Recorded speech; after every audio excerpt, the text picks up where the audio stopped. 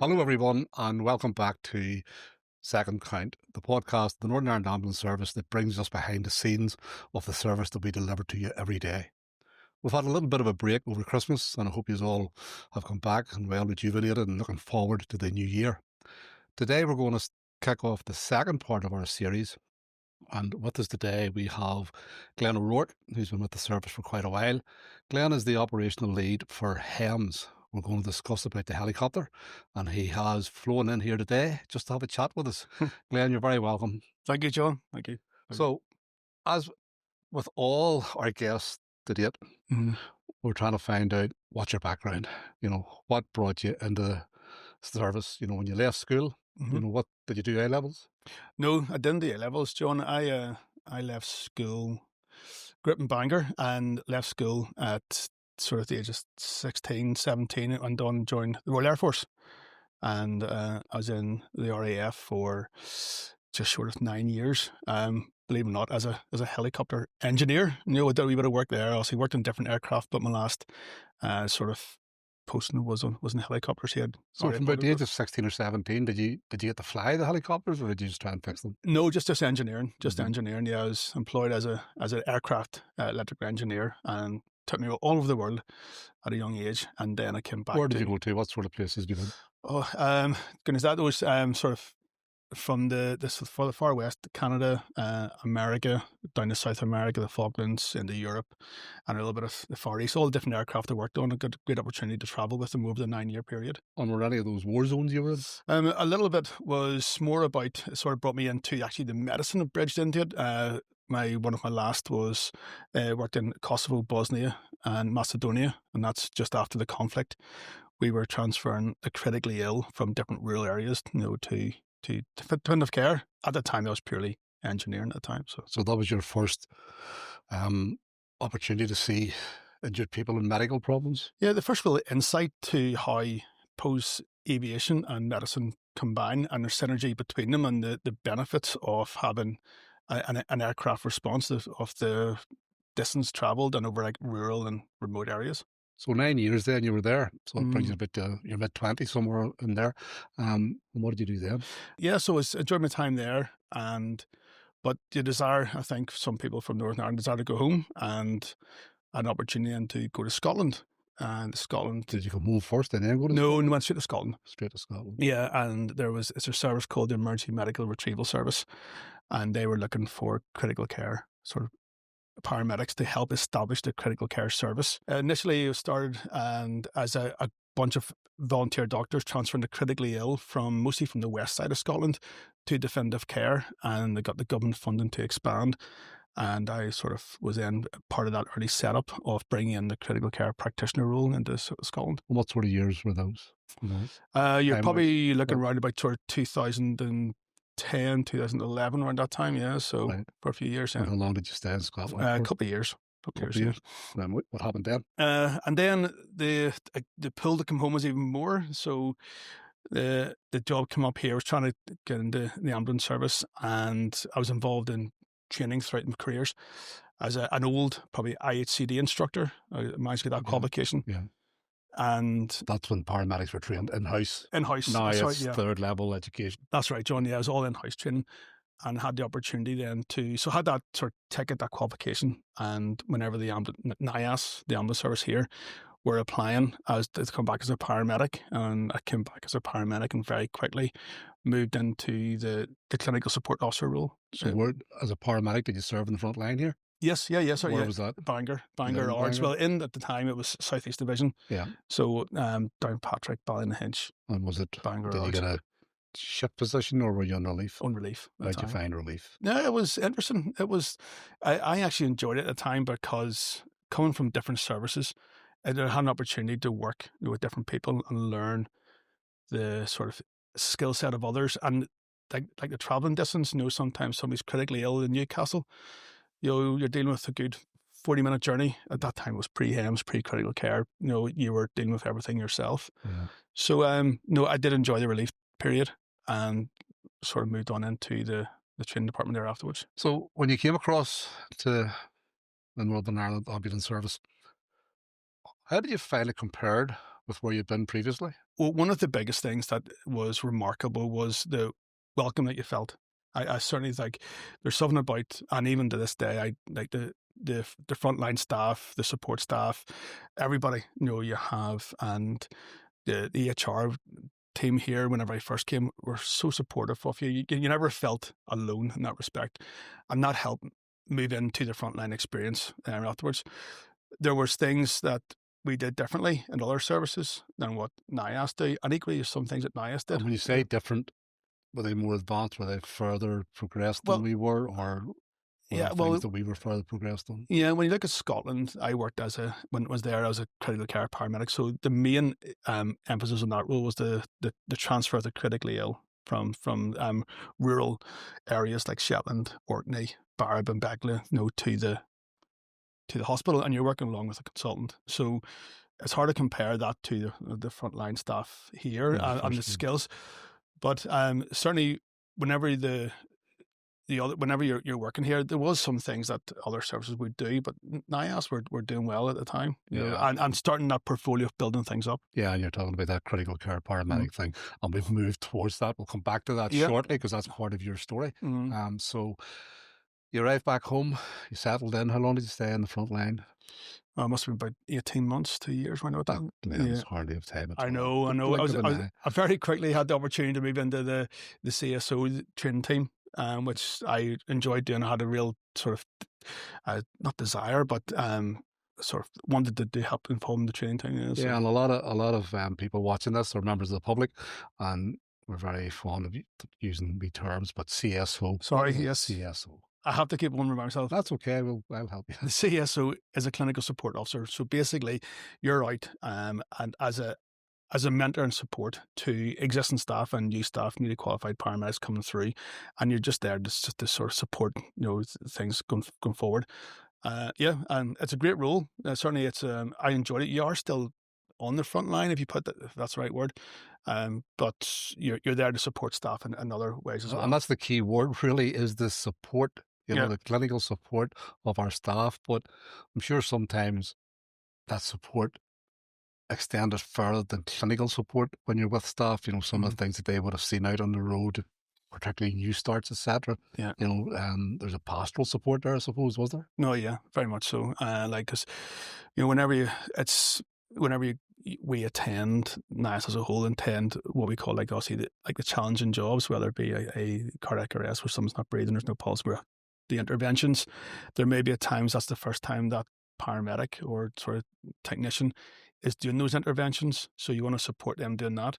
And equally, with the nature of pre-hospital care, we don't, we go to all patients, whether it be children, whether it be adults, whether it be medical, whether it be trauma, and you have to be able to sort of do your best. But you say that pastoral support is so important for the staff. Yeah. And how long did you do that for then? Well, the clinical support officer, that was last 18 months. Yeah, but so it was only briefly up. Everything was really until about There's an old Belfast expression, you've had more jobs than the job centre. Yeah, I moved quickly into the divisional training officer, or the main training here up in headquarters, to get involved in the paramedic courses. But that was then HEMS sort of advertised not too long afterwards. Okay, so just park HEMS for a second, okay? Because there's a fast movement of you through the ranks, etc., and the services. And at that stage, say 2010, 2011, what was your ambition in those days?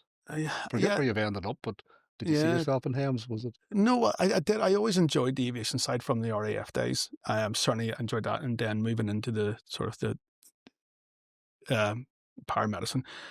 The pre-hospital care was a big interest, as in the critical care of pre-hospital care, where those interventions done at the roadside can make a big difference, and like all things. But so I had an interest in that, and that's what it was. I think if you were looking at a career path, I think certainly coming from that Scotland and seeing it firsthand, the difference that made. Certainly, if the opportunity arose, which it did, then I was certainly as a path I wanted to go down. And so we're now come to HEMS, right? And that was about 2017. That's it, 2017, John. Yeah. So how did that come about? So first of all, HEMS again. That's me now Yeah. firing out these words. Yeah. What does HEMS So mean? yeah, I know. I just say them as if it's Just rolls off the tongue. comes on.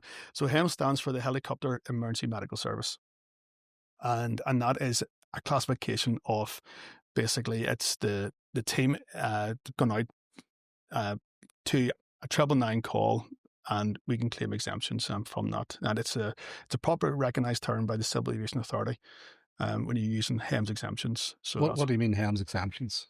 a lot of people would look at us as an air ambulance. So an air ambulance service. And you're right in thinking that the public would think it's an air ambulance. And it is. But there's a distinct difference, legalities from an air ambulance and a HEM service.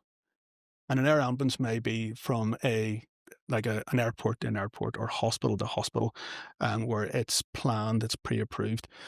And that is the air ambulance rule. Whenever it comes to HEMS, it's like, suppose you think about the analogy, putting a blue light on top of the helicopter. We can now claim exemptions the same way we can do driving on the road. On the road. So anybody driving in blue lights, you claim exemptions to allow yourself doing that. And that's the same for our pilots. They can now claim certain exemptions to fly under a HEMS criteria. Yeah. And that means that we have not the pilots have the authority to land in someone's back garden, land on a motorway, and so forth. It's not somebody at the back window. Look, there's a helicopter which- landing in my back garden. Yeah. But there's okay, a few stories we of that one, digress but- slightly there, so yeah. I want to go back. How did HEMS start? What was your So HEMS- involvement with it? So my so HEMS, it was well before 2017. There was, whenever we started talking, well, even before that, the pre-hospital care side and the basics service we had here in NIAS. And the basics, obviously, it's a bunch of volunteer doctors who are very dedicated to pre-hospital care, and they would go out on a voluntary basis to the critically ill or injured. And then, and as an ambulance service, we would have contacted them, yes, and asked them, it's in their local area. Can you attend this? yeah. What was the purpose? Why did they have to attend? To do a medication? Yeah, so like at the times, these patients are critically ill and they've been injured, and that process, our paramedics and clinicians are highly skilled. They're absolutely brilliant at what they do. But like all skill sets and qualifications, there's a level, and that patient then needs that hospital level care, that consultant care. So what we were able to provide with this basics team is that hospital care by the roadside. Now, it was sporadic because it was a voluntary service. Yeah, it was very useful. Very, very useful. And that gave us a good insight into what sort of calls that we were going to go to. The benefits of a dedicated type service. A dedicated service. And so looking at other services when this was going on before HEMS, like we were the last of 22 air ambulance stroke HEMS service to be established. First one was in 1987, I think, when Cornwall. And then we were 2017, so quite a... 40 years. Was it? No, 30 years. 30 years. Math is never my strong point. 30-year difference between the first one, and we are still to this day the last one in UK to be established. Yeah. And where was the groundswell of desire for a HEMS service? Who drove that? There was many people involved previous here.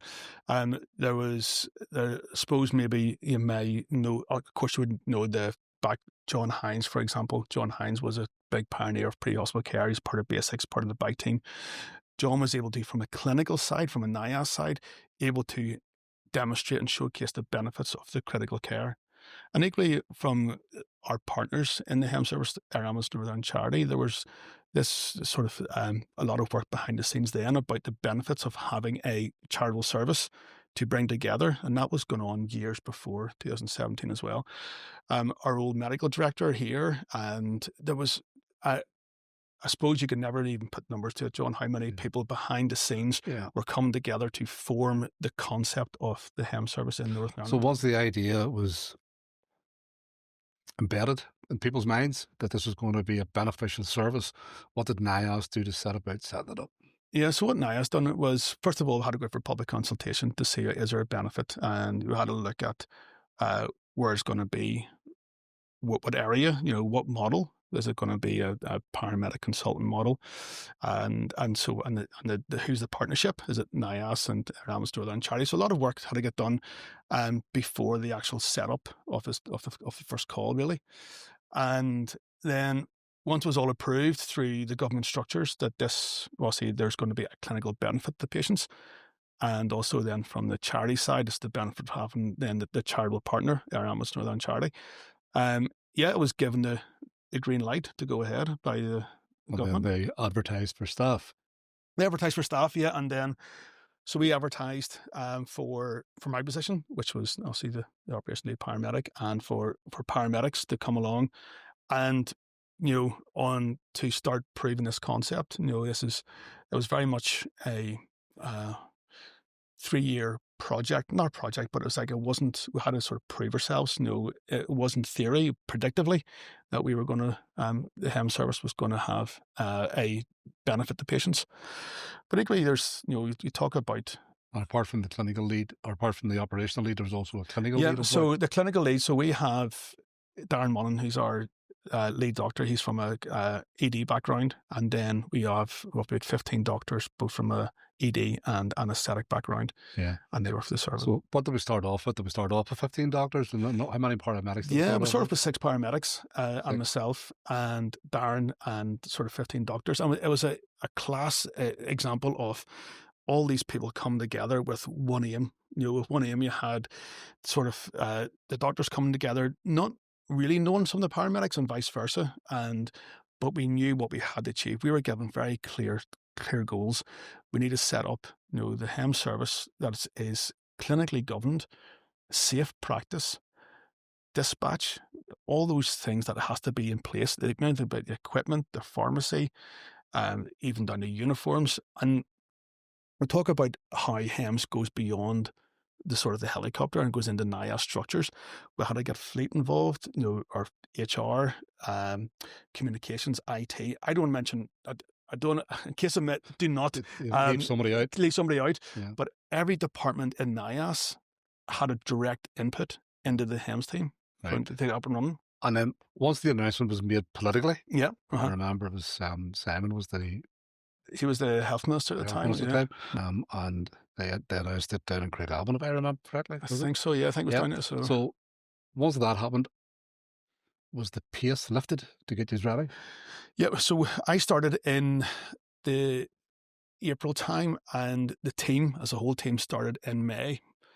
And this was, we were given the keys to an empty hangar, the keys to this base. This aircraft arrived empty. And we had basically had a bunch of people going, right, you've got X number of weeks. Now, although we were time bound, it wasn't a case of it must be ready by here because it has to be safe. We had to make sure that the critical care interventions, assessment, treatment, and everything on our first patient was the same standard as it was to the patients that we deliver today. Mm-hmm. So we had to make sure all those safety structures were in place. But there was a time that what about the training? Why was the training involved? The training was brought together by everybody's expertise. So the consultants were brilliant and still are. They bring a different level of. They're personable. They're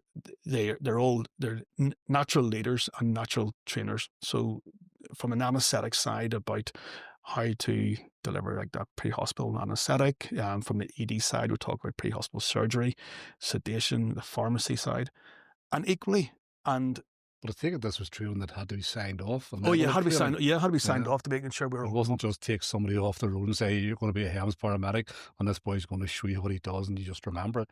Surely no, it had to be signed off. Yeah, had to be a lot of assessments and also external validation. But if we're going to, I want to just like with the doctors, but it's important that our paramedics had a lot. They were giving a lot to the doctors as well. It wasn't just about learning from the doctors. The doctors learned so much from our paramedics and still do about scene management, talked about the skill set of the paramedic. Controlling that very busy scene is a skill in itself. And that's what we were able to then bring, because some of these doctors, rightly so, had never maybe experienced that multiple car crash or the multi-agency work. Yeah. So going back to your point, so between the announcement, and the first liftoff, not the first official liftoff, right? How many years was that? From the announcement to the first, Well, from the announcement was I think it was we're given that in 2016, and then the first patient was on the 22nd of July 2017. And that was on a training flight, wasn't it? I was on train. I was on a Sunday. And so unbelievably, guess who was involved in that? I know, unbelievable. Myself and Darren and our pilot David O'Toole at the time, and Mike, Patton, and Phil were on base, and we were just testing the last systems to probably go live then on the Monday. Was it a Saturday or Sunday? I can't remember. It was a Saturday. I think it was a Saturday. And we were then putting all these things in place. And our air desk at the time, which is where we look at the calls and triage the calls coming through, was down at our base at Maestloncash. And a call came in, and obviously it's well publicised. A call came in for a young patient, a person who had been sort of injured by a tractor. And this is where really the helicopter becomes into itself, into that sort of getting to that remote rural. And myself and Darren were the critical care team at the time, just training. And we sort of said, right, to go in this, there's a patient there, we've tested the systems, we're all legal to go, right, we'll go in this. Let's just, Right. yeah, we went. Yeah. Yeah, I just wonder because, say you're told your starting day is Monday, right? And I can imagine going in to the Hems base, what would have happened going into the Hems base, and there would have been an anticipation and an excitement building, but you just didn't get that opportunity. You were there and both ways go and get the call. Just really, and then it happened. Obviously, at the time we were thinking, right, we had to go and do what we can with this patient. Did you fly him to hospital? We flew him to hospital. Yeah, and that was under the Royal. And at the time, it was Musgrave because the helipad wasn't operational at the time. Yeah, and it's probably worth making, like, from the early onset, from our first job right to the most recent job, even today, we don't do these jobs in isolation. You know, the HEM service works alongside so many different partners, but most, like, our NIAS crews are absolutely brilliant. And on the front line, every HEM job that we go on, they're on it too. We may just do those more frequently. Yes. But so everything that we're exposed to, everything that we do, they do as well. And sometimes, most of the time, they're there first, dealing with that critically ill incident. So it's very much we complement the care provided and offer that. And it works well because everybody's focus is on the patient. Definitely. Everybody's focus. Mm-hmm. So, and I just want to go back to the first call again, right? How did you feel when you left the patient off at the hospital? Oh, it was a moment of, like, that just happened, really, you know. I remember walking around on scene on that call, walking around with Darren, and probably, if you think about, like, the farming adverts you get, you know, the tractors and so forth, and you'd almost think this was staged, you know. I was thinking, when you walk and you've seen somebody who's injured, and I remember just pausing, and we were going through our assessment and potential treatment, and thinking, this is it, HEMS is alive here, this is what we're doing here. But the crews were there first, which we were then sort of helping them. But yeah, it was like, a moment of relief. And then whenever we flew the patient back to the Musgrave and then onwards to the Royal, it was a moment of, right, this is, you know. Yeah. And did you share that experience with the other paramedics and the consultants when they did their first call? Did they come back, and were they full of just... I think euphoria. Yeah, I think it probably, as a clinician as a whole, no matter what role you're in, whether you're in hospital or pre-hospital, there's always those calls that you need to do yourself, and then go, right, that's that done. You know, there's three, not tick boxes, but you have to feel that pressure, that exposure, to learn from it. And we're able to come back and then talk about it. But equally, all the consultants at the time, the paramedics time, had to do their first job. Yeah. And their first job then had to do their first, to say, anaesthetic or blood transfusion or so forth. And we all have these calls that we do, you know, at the time. So.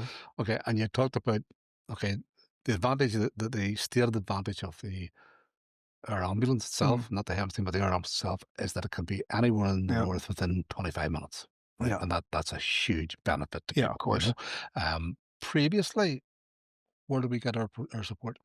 Well, we have to ask for it. For us, either the police, the air support unit, are very good, this day, and previous to that, we would then ask if we needed air support, you know, to come and pick up. But it was not. It was controlled as much as it could be. but there was to transport a critically ill patient from scene to the hospital. It wasn't equipped. It wasn't equipped. And also, yes, they need that time, but that patient needed the hospital. What happened pre-HEMS was that we were able to get to the patient and then bring the patient to hospital, but we couldn't bring the hospital care to the patient. And that's the difference of that. Yeah. And you also had support from, and still do to this day, the Coast Guard. The Coast Guard, the Coast Guard are brilliant as well. Both across from Prestwick and from the south. From the UK and from Ireland, and that's not to this day. And they tend to be used more for the mounters jobs and so forth, where maybe a rescue is needed. Yes, because our service doesn't do the rescue side. But there's no doubt that HEMS coming was a game changer, wasn't it? Oh yeah, it really was. And you talk about critical care.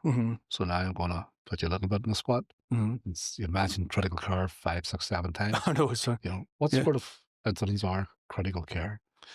Well, it's where you think that, does this patient need the interventions that we can provide there and then to support life at the time, and so an example that we can do is when the high risk is like what we call a pre-hospital emergency anaesthetic. And for those patients, for those who have been in hospital before and have been to theatre and surgery, they get assessed by the anaesthetist who comes along, have a chat to them, right, this is your surgery tomorrow. Don't be eating. We're going to fast. And we're going to perform this and get your blood pressure taken, so forth. But if we go out and there's somebody who needs that pre-hospital emergency anaesthetic because they've got a brain injury and they're unable to breathe properly, therefore the brain becomes hypoxic, and secondary brain injuries can happen. So we want to give them an anaesthetic to optimize ventilation, to optimize organ perfusion. But we're doing it with a patient who's not been assessed, if that makes sense. And so there's high risk there because that patient has probably never had or may not had the medication we're going to give, but don't know their anatomy and so forth. Is the common analogy of that about bystander CPR? People go, I don't want to touch that because I don't know. Yeah. But they don't, the person's going to die. Yeah. And that's what we would, if we don't do these interventions, there's a good chance the patient would die or deteriorate. Yeah. And that's why all the services are across the UK. That's a good explanation of what the sort of treatment you provide. But what are critical care incidents? What are they? I'll say the most common we go to would be road traffic collisions. So where there's a high mechanism of injury, where there's a lot of forces put on the body, either acceleration or deacceleration, mostly from the deacceleration, where a car has hit another car or a car has hit a tree, and the head is hit off the window screen, the chest walls hit off the steering wheel, or maybe a fall from height. Agriculture is a big thing in Northern Ireland, and where, again, the mechanisms of injury, where that bull or cow has hit that person. And we don't really know what goes on inside, or I don't see the full scan, but there's a lot of things that we would look for, and the mechanism of injury is a huge thing.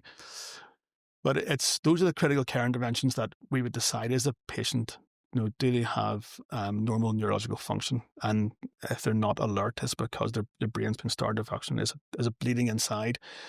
Are the lungs working properly because of that road traffic collision?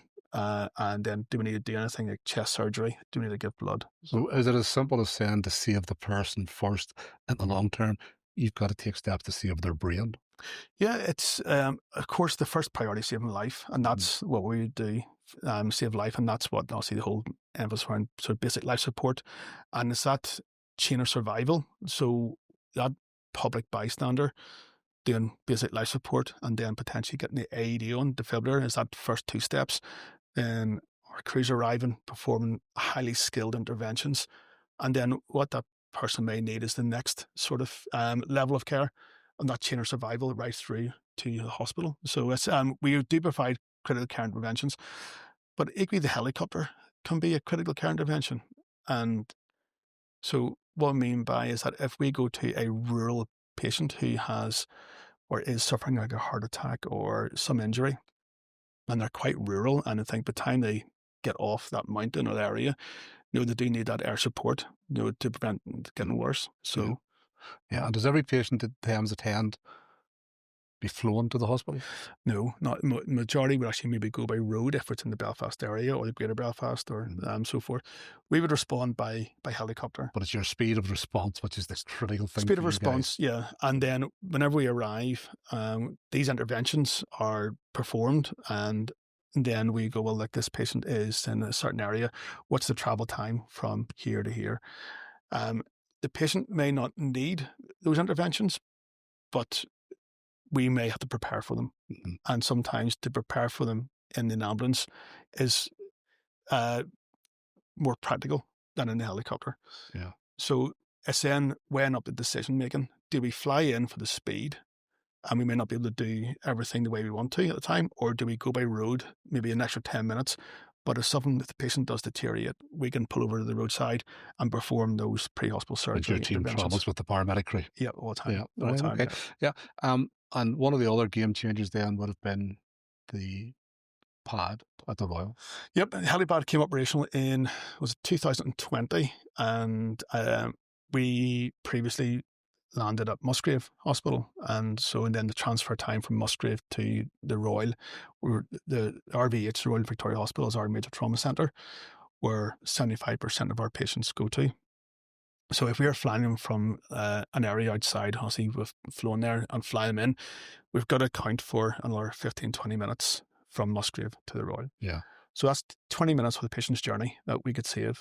So that was, you say, a game changer to our service, Yeah. to be able to land at the rooftop of the major trauma centre and then within a few minutes to be down in ED. Yeah. Within a few minutes, and that Yeah, is such a... it's and the RVH team are absolutely brilliant from day one. Really, even before we went live, they're supportive of getting it up and running. Yeah. All the meetings, and then we've got a dedicated helipad team who come up and support, making sure that they've got the fire safety element organised, and then they help with the patient down to ED. Yeah. Glenn, you've talked about the road crews, right? And the synergy between the road crews and the HEMS team, and how they all work together. Do you get much feedback from some of the road crews saying, look out for me because I want to come and join the HEMS? Yeah. Is it a sought after career within the service? I think so. I think it's where it's going back to you obviously asking about how I get into critical care. That paramedic technician, I suppose they're asking themselves, what does my career pathway look like? Do I want to go into education? Do I want to go into urgent care or critical care?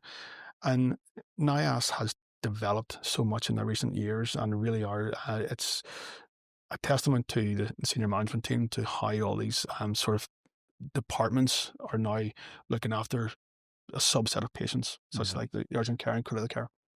So, yeah, whenever we are on a call and we are working along with the paramedics and technicians, we often do get, how do we move into the critical care side? Yeah. From that. And we've also developed critical care paramedics for clinical and urgent care as well. That's right, yeah. Yeah. So it is really, it's moving along very, very well. It's moving, yeah. But the last thing I want to talk to you about is it takes money. It takes money to get this helicopter up, and it's all for the benefit of the patients.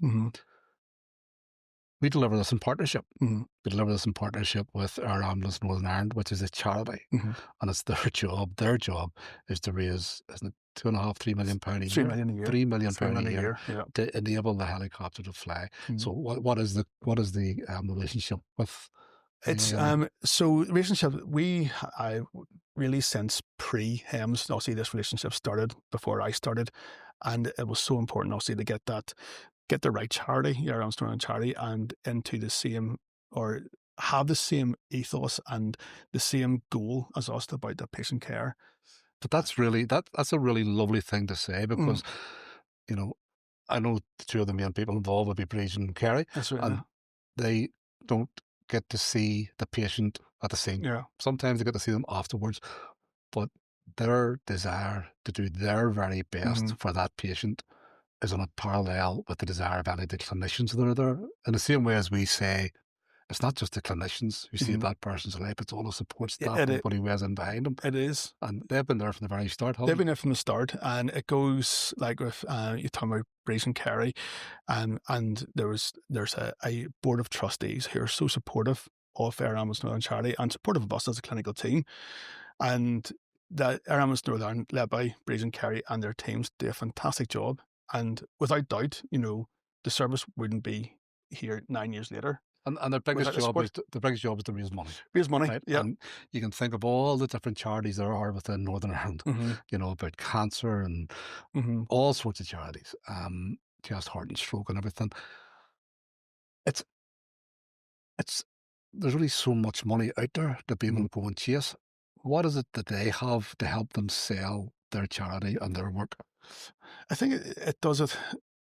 What we have to, whenever we land on scene, like, it's clear, you go to that farmer, you go to that mountaineer, you go to somebody where we have landed right beside him. Talk about bringing the hospital care to that patient.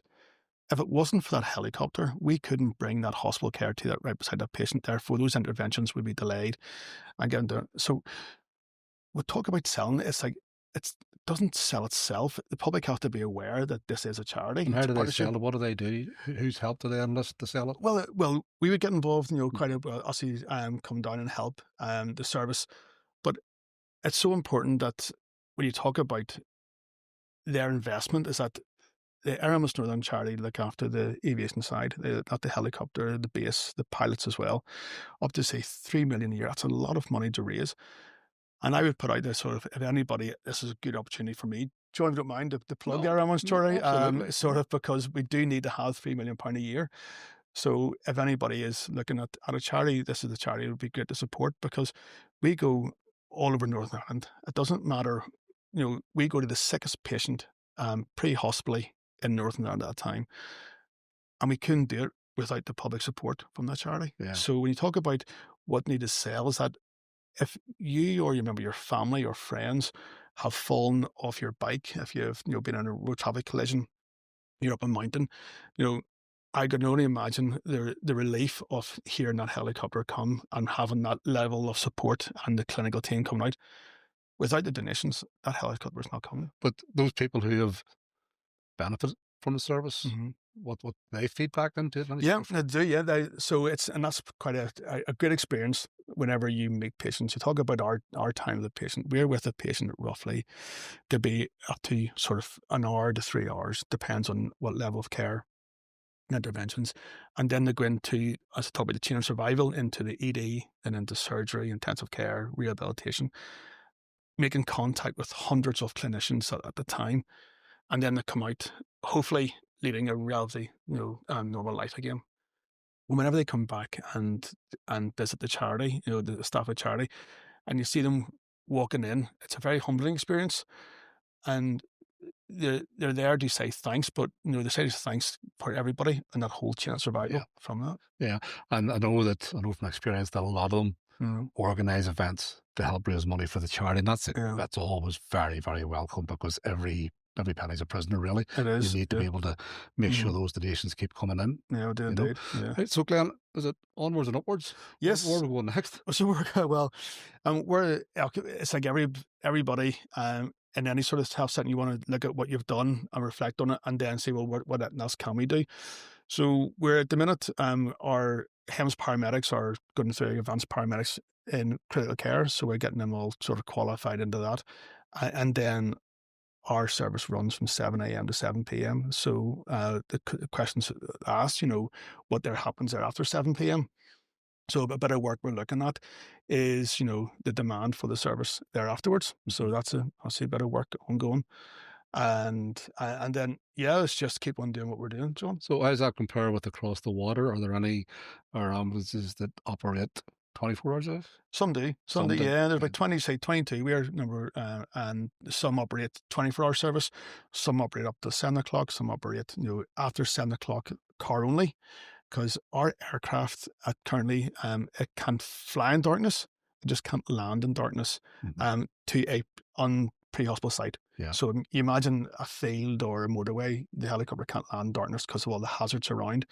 So we're looking at some services have different ways of landing in darkness, using night vision goggles, for example, or set sites around. So we're exploring all options and to how that will work, or does it work, and the demand for the service there afterwards. Yeah. Right. Well, look, Glenn, this role must mean a lot to you, because I congratulate you on getting past 18 months on it. I know, every 9 years, other role, John. 9 every other years. role within NIAS has Yeah, been 18 months I and I'm was. away, you know. No. But, you know, it is a very valuable service. Everybody involved in it Yeah. plays a really superb role in Yeah. delivering for the patient and the most critically Yeah. injured people, you know, to get Mm. out there so quickly. And it is a real team effort. It Mm. involves yourselves, it involves us, our control centre, and it involves the charity, Yeah. you know, and it has been a real game changer. The evidence is there. Mhm. People are definitely alive today that wouldn't have been. Yeah, Wouldn't wouldn't have doubt, been. yeah. Pure and simple, you know. And I always want to make sure that the point is we're there to, as that chain, that link in the chain. We could not do our job without the road crews. You know, without the road crews, and then being first on scene to stabilise a patient, to bring the patient up to their level of care, which is a great level of care, and then we come complement that care to put that patient in a better position, hopefully, to get on to the next bit. So, well, I think that's a really good place to leave it at, the Mhm. conversation, you know, about how it's a whole team effort, Very much so. and it's all focused on that patient who needs our help at the most vulnerable time in their lives. So thanks very much for coming in, Glenn. Okay. We'll maybe get you back, and we'll maybe, an old friend of mine, Mr. Hay, we'll maybe get him in and hear some of his stories, because he's a good storyteller. Yeah. But look, it's really important work, and thanks very much for coming in and talking about it. Thank you, Okay. John. So that's the end of this edition of Seconds Count. You've heard a little bit about how HEMS was established in Northern Ireland. You can see the good work that's going on. But if I could just leave you with the thought that to help this service continue, it does need those donations that the AANI charity work very, very hard. So you can go onto their website, you will see some videos and some testimonies of those patients who really wouldn't have been alive today except for the input, and they have played a very important role in making sure the helicopter and the pilot are part of the team that get out to the calls and make sure those lives are saved. So it's a good start to the year talking about HEMS and talking about saving lives. We'll move on from this edition and we'll join you again next week. So in the meantime, stay safe.